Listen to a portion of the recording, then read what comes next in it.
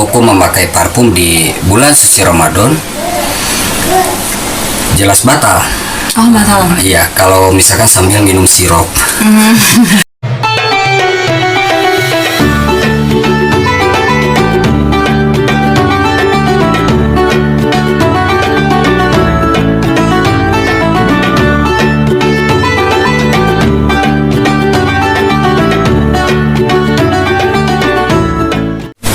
Assalamualaikum warahmatullahi wabarakatuh. Innal hamdalillah nahmaduhu wa nasta'inuhu wa nastaghfiruh wa na'udzu billahi min shururi anfusina wa min sayyiati a'malina. May yahdihillahu wa la yudlil fala hadiyalah, amma ba'd. Subhanallah walhamdulillah wa la ilaha illallah wallahu akbar. Allahumma shalli ala sayyidina Muhammad wa ala ali sayyidina Muhammad. Alhamdulillah sahabat semua, kita berjumpa kembali di acara obrolan Suriah Subuh ceria dan barokah. Mudah-mudahan di kesempatan subuh hari ini kita senantiasa dalam keadaan sehat walafiat. Juga mudah-mudahan Allah Subhanahu wa taala menerima ibadah sahur kita.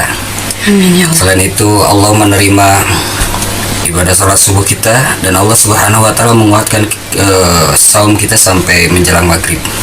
Iya Umi, ada obrolan apa nih untuk menemani sahabat Suriah di rumah? Ya, Assalamualaikum warahmatullahi wabarakatuh. Waalaikumsalam warahmatullahi wabarakatuh. Abi, alhamdulillah kita sudah sampai di bulan Ramadan. Alhamdulillah. Nah, kira-kira Abi, keistimewaan apa aja yang ada di bulan Ramadan? Ya, sebelumnya sempat kita bahas tentang keistimewaan bulan Sa'ban.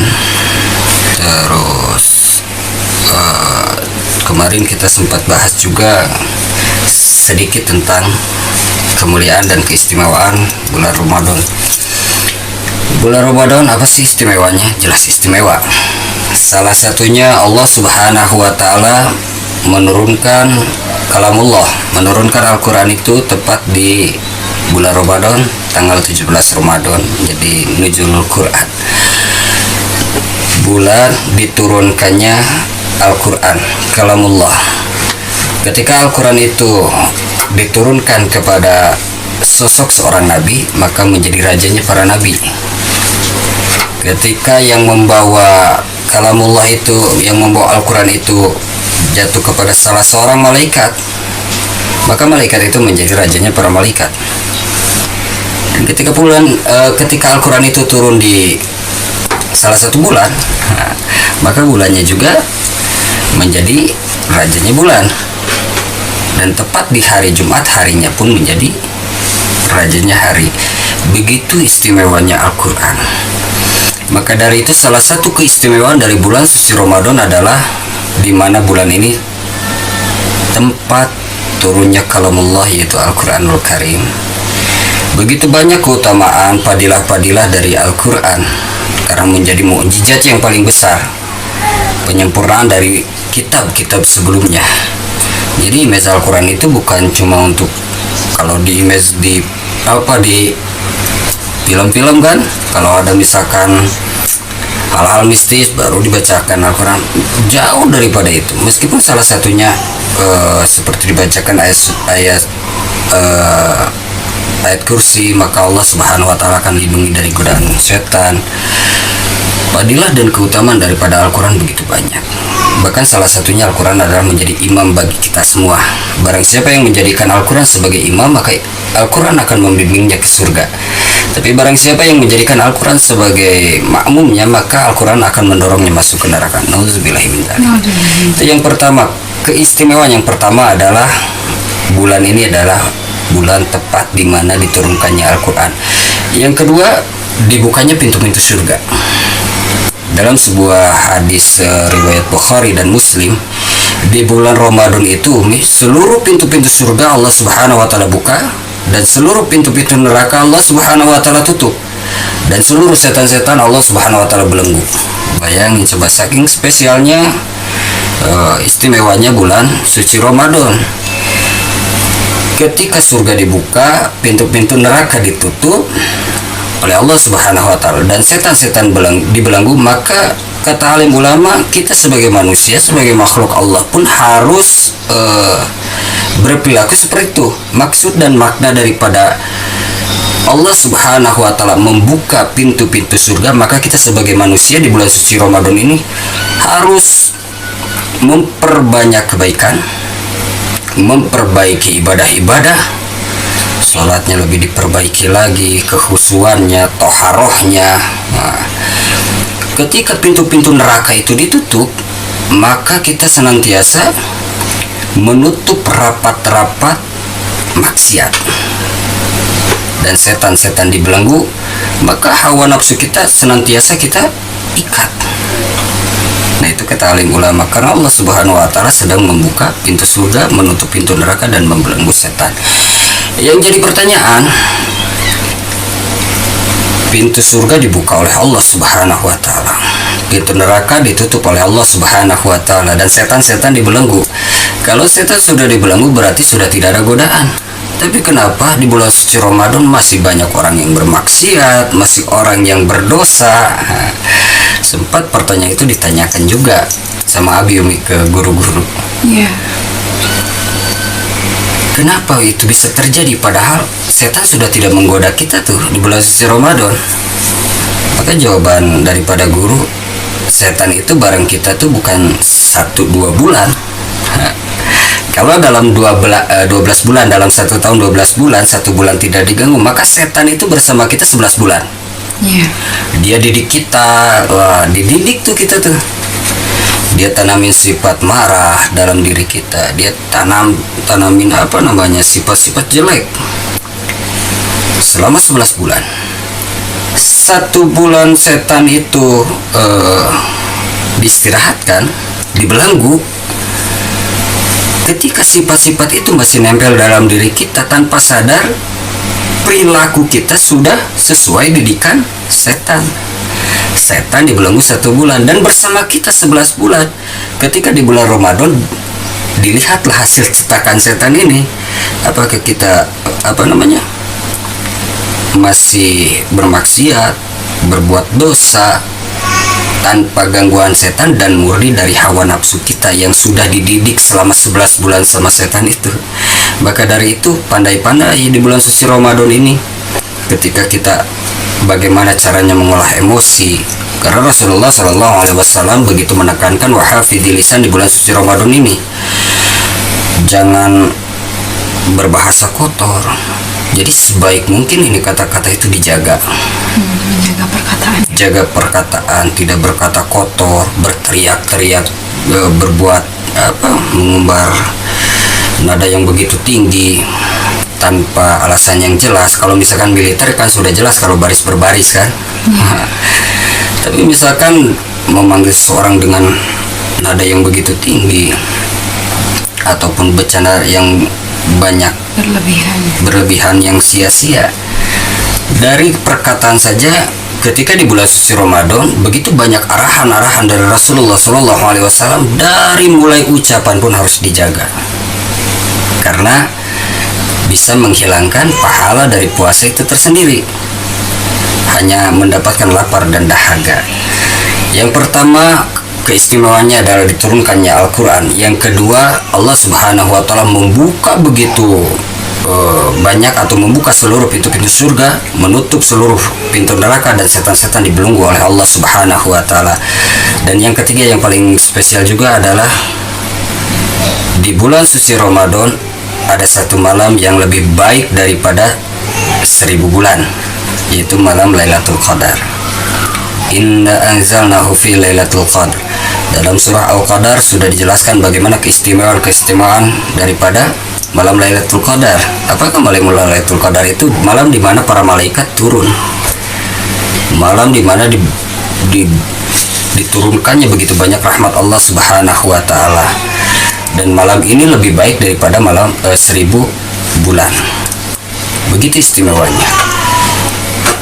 Al-Quran diturunkan, pintu-pintu surga dibuka oleh Allah Subhanahu wa Ta'ala, pintu-pintu neraka ditutup oleh Allah Subhanahu wa Ta'ala, setan dibelenggu, dan turunnya malam Lailatul Qadar itu di bulan suci Ramadan. Bahkan dalam sebuah riwayat yang diriwayatkan oleh Siti Aisyah radhiyallahu anha, Lailatul Qadar itu, sabda Rasulullah SAW, Lailatul Qadar itu diturunkan 10 hari akhir di bulan Ramadan, dan tepatnya di malam-malam ganjil. Dan bagaimana kita mendapatkan bulan atau malam Lailatul Qadar itu? Ya kita memelihara dari hari pertama sampai akhir Ramadan. bukan kita memilih dan memilah, nanti sajalah memperbanyak dan memperbaiki ibadahnya di 10 terakhir Ramadan. Nanti sajalah ditunda tarawihnya 10 hari Ramadan. Nanti sajalah ditunda itikafnya 10 hari Ramadan. Tidak, kita memelihara dari awal Ramadan seperti saat ini kita pelihara. Kita perbaiki ibadah, perbanyak baca Al-Quran, perbaiki bagaimana tata cara baca Al-Quran yang baik dari mulai sekarang. Nah, nanti terbiasa ketika 10 hari Ramadan makin ditingkatkan lagi. Yang tadinya itikafnya misalkan dari ibadah Isya kita pulang misalkan hanya sejam 2 jam kita pulang, kita itikafnya perpanjang lagi. Jadi 10 hari akhir Ramadan itu kita tingkatkan amal ibadah. Bukan yang di prepare-nya buat bagaimana baju lebaran, kue yang paling enak atau apa. Para sahabat dulu itu lebih memikirkan bagaimana meningkatkan kualitas ibadah di 10 hari akhir Ramadan. Rasulullah Shallallahu Alaihi Wasallam begitu menekankan kepada para sahabat radhiyallahu anhum untuk benar-benar di 10 terakhir Ramadan itu meningkatkan amaliyah ibadah, meningkatkan kualitas ibadah. Satu, karena tidak ada jaminan bisa bertemu lagi Ramadan yang akan datang.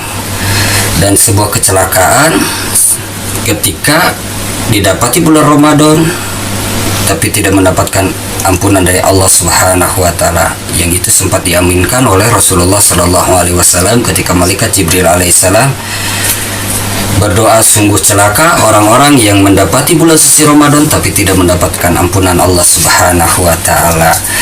Lailatul Qadar, bulan di mana Al-Quran diturunkan, juga pintu-pintu surga dibuka, pintu neraka ditutup, dan setan-setan dibelenggu. Itu terjadi di bulan suci Ramadan. Dan begitu banyak aktivitas ibadah yang Allah hidangkan di bulan suci Ramadan. Seperti sahur yang tadi kita lakukan, yang seluruh umat muslim lakukan, sahur. Sahur itu begitu banyak keutamaannya, Umi. Ya. Banyak keutamaan daripada sahur itu, seperti dalam hadis Abu Hurairah radhiyallahu an, sahur itu dilimpahkan berkah dari Allah Subhanahu wa taala. Bahkan saking pentingnya sabda Rasulullah Shallallahu alaihi wasallam, sahurlah kalian walaupun hanya dengan seteguk air, karena dalam sahur itu ada keberkahan. Terus orang-orang yang bersahur itu dalam sebuah hadis mendapatkan salawat langsung dari Allah Subhanahu wa taala dan mendapatkan doa dari para malaikat. Doanya langsung dari para malaikat, salah satu makhluk yang tidak pernah dosa dan tidak pernah lalai kepada Allah Subhanahu wa taala, sudah yakin mustajab doanya. Jadi orang yang bersahur itu akan mendapatkan salawat langsung dari Allah Subhanahu wa taala dan doanya para malaikat Allah Subhanahu wa taala. Makanya ketika sahur itu bersemangat, apalagi menurut Imam An-Nawawi rahmatullah alaih, orang yang bersahur itu akan lebih terlihat bersemangat ketika berpuasa. Memang kadang kalau tidak sahur, sering kita dapati misalkan rekan kita tidak sahur, sahabat kita, saudara kita, keluarga kita tidak sahur, ketika esok harinya terlihat lemas, dan ketika ditanya kenapa lemas, soalnya tadi tidak sahur. Tapi kalau misalkan sudah sahur masih lemas-lemesan juga, seluruh manusia umat muslim sedang berpuasa juga, sama sebenarnya lemasnya. Coba kalau orang yang bersahur lebih bersemangat, dan sahur itu lebih bagus diakhirkan. Iya. Sebelum dilanjut ada pertanyaan tidak dengan seputar saum di bulan suci Ramadan? Iya. Oh, jadi di dalam sahur itu juga ada keutamaan tersendiri ya, Bi ya. Jadi jangan mentang-mentang saya mau kuat nggak usah sahur juga bisa puasa. Iya, meskipun kita kuat nih sampai maghrib tanpa sahur, tetap arahan dari Rasulullah Shallallahu alaihi wasallam untuk sahur.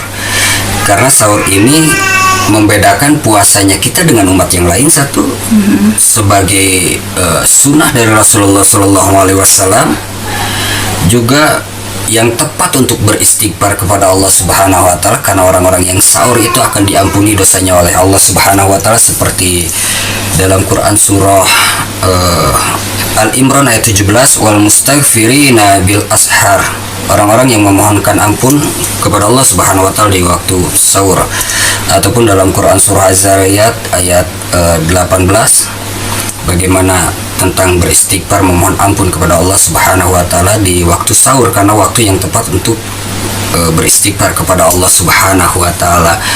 Jadi begitu banyak keutamaan, fadilah-fadilah yang sangat luar biasa dalam sahur. Meskipun sekali lagi kita kuat sampai nanti maghrib, tapi tetap sahur. Saking pentingnya Rasulullah Shallallahu Alaihi Wasallam menekankan bersaulah meskipun dengan seteguk air. Ada juga yang lebih luar biasa, berbuka. Berbuka itu paling menyenangkan kan? Kesenangan itu ketika berbuka dan menyupai hari raya. Dalam berbuka ada hal yang spesialnya apa? Yaitu orang yang berbuka, maka Allah Subhanahu wa taala akan kabulkan seluruh doanya. Makanya ketika kita sudah doa berbuka, sampaikan permohonan kita. Allahumma laka sumtu wa bika amantu wa ala rizkika abtartu bi rahmatika ya arhamar rahimin rabbik firli wa li walidayya warhamhuma kama rabbayani shaghira. Yang paling tepatnya Rabbana atina fid dunya hasanah wa fil akhirati hasanah wa qina adzabannar. Itu udah paling lengkap. Dunia diminta kebaikannya, akhirat diminta kebaikannya, dan diselamatkan dari nerakanya Allah Subhanahu wa taala. Jadi begitu banyak spesial di bulan suci Ramadan ini. Bahkan dilipat gandakan pahala nih. Dilipat gandakan pahala. Dalam sebuah hadis, sholat sunnahnya dinilai sebagai sholat wajib. Ya, dinilai sebagai sholat wajib. Terus kalau umroh dinilai sebagai haji. Sholatnya diratus lipat gandakan, bahkan dalam sebuah keterangan ada 70 kali lipat, ada 700 kali lipat. Begitu spesialnya bulan suci Ramadan. Makanya saat ini kita jalani saum di bulan suci Ramadan, kita tingkatkan kualitas ibadah, kita tingkatkan amaliyah ibadah dan kebaikan. Nah, Abid, kalau pahala kan dilipat gandakan ya? Kalau dosa gimana tuh, dilipat gandakan juga gak? Setiap dosa kan harus kita hindari. Bahkan ada bulan-bulan tertentu ketika dosa itu dilipat gandakan sama halnya dengan kebaikan. Nah, ketika di bulan suci Ramadan, bermaksiat, ya jelas bukan dilipat gandakan lagi, tapi sudah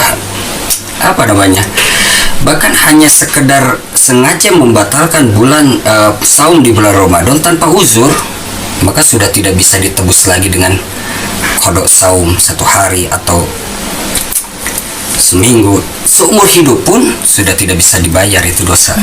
Maka dari itu harus dihindari daripada dosa dan maksiat, apalagi di bulan suci Ramadan.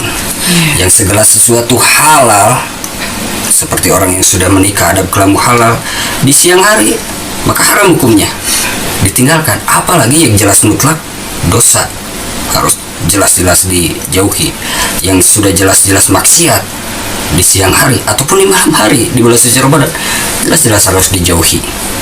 Harus dijauhi karena ini bulan suci Ramadan. Ya, ada pertanyaan selain daripada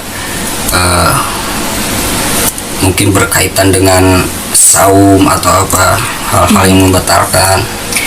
Kan makan dan minum itu membatalkan puasa. Jelas membatalkan puasa. Nah, kalau misalnya kita dalam keadaan darurat, yang harus mencicipi masakan gimana tuh, Bi? Batal atau boleh gak saat sedang berpuasa? Untuk mencicipi makanan, daripada alim ulama menyatakan itu diperbolehkan, meskipun dengan kehati-hatian yang tinggi. Kenapa? Jangan ditelan. Jadi cukup cicipi lagi. Dan jelas mencicipi makanan itu tujuannya untuk apa? Ya, tujuannya untuk apa? Misalkan masuk ke rumah makan Padang atau misalkan ke restoran, ke tempat makanan, hanya sekedar mencicipi rasa, ya batal. Bukti nyata bubuk roti tino mata. Dan tujuannya untuk apa? Maksudnya, kalau misalkan ibu-ibu nih yang sedang menyiapkan masakan untuk berbuka ahli keluarganya, ataupun memang ada kan ada pekerjaan yang khusus masak kayak koki gitu kan, chef. Untuk memberikan hidangan yang terbaik bagi orang-orang yang berbuka, terus dicicipi rasanya, hanya mengecap rasa dan tidak ditelan itu diperbolehkan. Itu diperbolehkan. Jadi ulama memperbolehkan hanya untuk sekedar mencicipi makanan. Kalau ditelan beda lagi, itu Beda batal. lagi itu batal ya Bi ya. Nah selain mencicipi makanan nih Bi, kalau siang hari Ya. saat kita berpuasa memakai parfum boleh Ya. atau tidak? Bagaimana hukum memakai parfum? Hukum memakai parfum di bulan suci Ramadan jelas batal. Oh batal. Iya, kalau misalkan sambil minum sirup.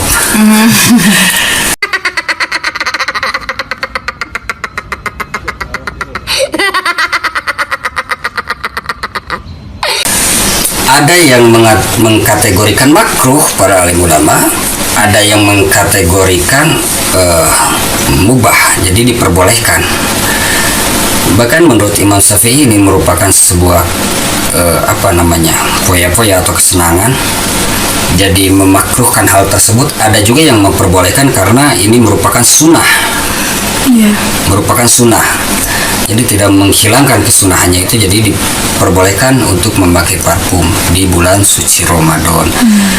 Ya, memakai parfum juga sewajarnya, apalagi kita pernah bahas bagaimana memakai parfum untuk laki-laki, untuk perempuan, apalagi perempuan itu wanginya yang tidak boleh menyengat.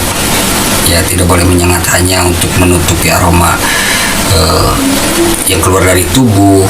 Jadi tidak memikat perhatian begitu banyak dari orang. Yang benar-benar sama sekali tidak memikat perhatian dari orang karena bisa dikategorikan tabarus seperti itu. Jadi diperbolehkan memakai parfum di bulan Ramadan atau saat sedang berpuasa. Iya. Nah kalau selain memakai parfum ya Bi ya, Ya, kalau sedang berpuasa terus kita mandi di siang hari,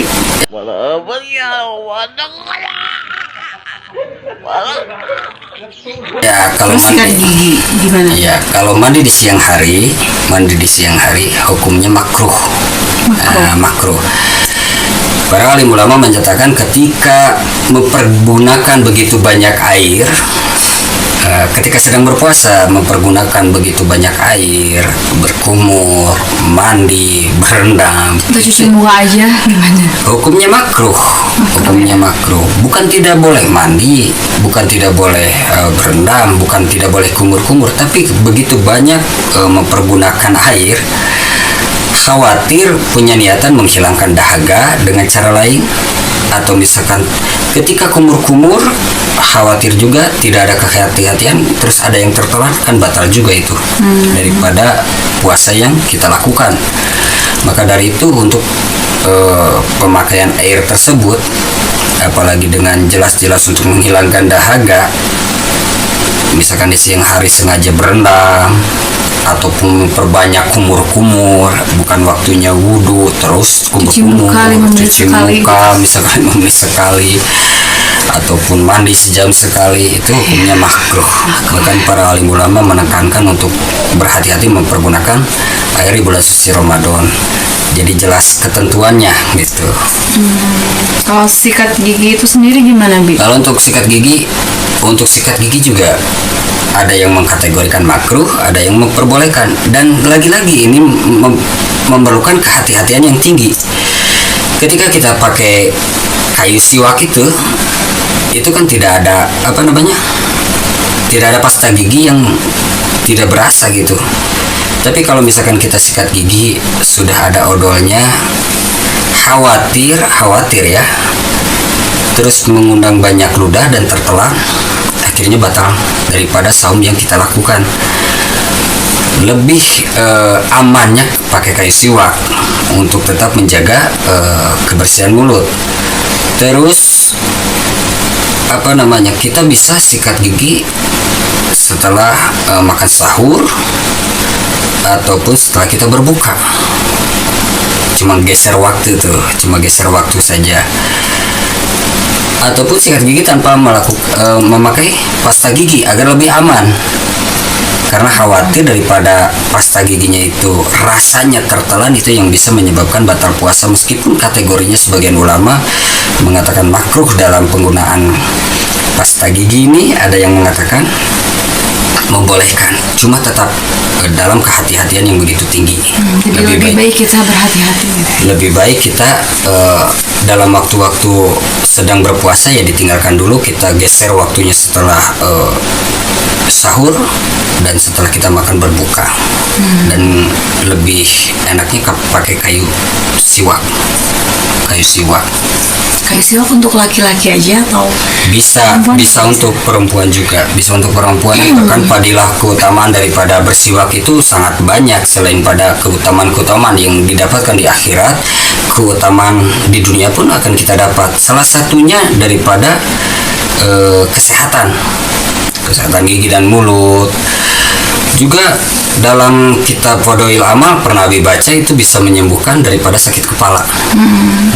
Karena bersiwak itu kan ada saraf-saraf yang bisa kita seperti kita pijit gitu ya ke arah kepala. Jadi begitu berkah sunnah sehat.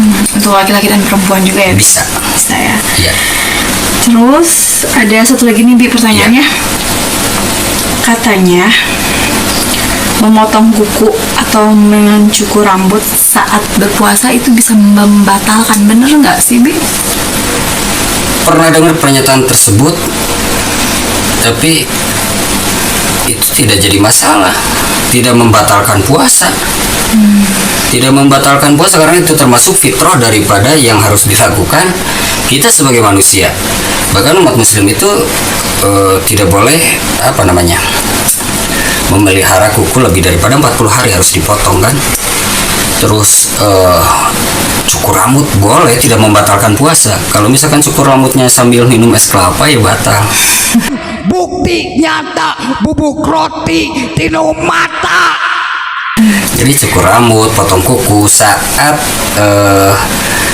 sedang berpuasa itu tidak jadi masalah. Tidak jadi masalah. Atau kategorinya tidak membatalkan puasa tapi mengurangi pahala nggak tuh Bi? Tidak sama sekali. Tidak sama sekali ya? Tidak sama sekali, apalagi laki-laki kan, misalkan ketika mau Jumatan kan, salah satu sunahnya misalkan kelihatan kuku sudah agak panjang kan harus dipotong. Misalkan rambut agar lebih rapi harus dipotong juga. Jadi tidak ada kaitan. Yang Abi tahu ya seperti itu, Jadi untuk potong kuku, potong rambut di bulan suci Ramadan yang Abi tahu selama ini tidak membatalkan puasa dan tidak mengurangi keutamaan daripada puasa itu sendiri. Ya mudah-mudahan kita dijaga oleh Allah Subhanahu wa Ta'ala dari hal-hal yang bisa membatalkan pahala puasa, dikuatkan Allah Subhanahu wa Ta'ala dari hal-hal yang dapat membatalkan pahala puasa. Jadi ada batal puasa, ada batal pahala puasa. Kalau batal puasa jelas batal, kalau ada uzurnya kita harus mengqadha. Bahkan ada bisa kita bayar fidyah dengan syarat dan ketentuan yang sudah ditentukan. Tapi kalau sengaja membatalkan puasa, Allah Subhanahu wa Ta'ala tidak akan menerima daripada qadha kita. Kita tanpa uzur membatalkan puasa. Nanti kita akan bahas juga kriteria orang yang menerima reward lah, boleh membatalkan puasa atau tidak, atau boleh tidak berpuasa pada saat puasa Ramadan.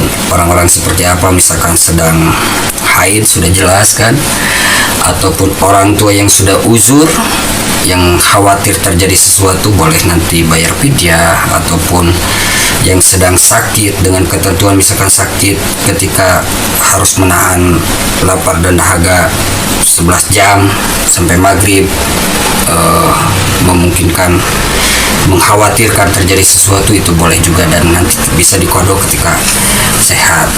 Nanti kita akan bahas juga lebih detail di lain kesempatan, insyaallah. Mudah-mudahan Allah Subhanahu wa Ta'ala senantiasa menerima amaliah ibadah kita, kebaikan-kebaikan kita di bulan suci Ramadan ini, dan Allah Subhanahu wa Ta'ala senantiasa memberi kepada kita kekuatan untuk menjalani saum Ramadan ini dari awal sampai akhir Ramadan, agar kita senantiasa menjalani saum Ramadan ini imanan wa ihtisaban.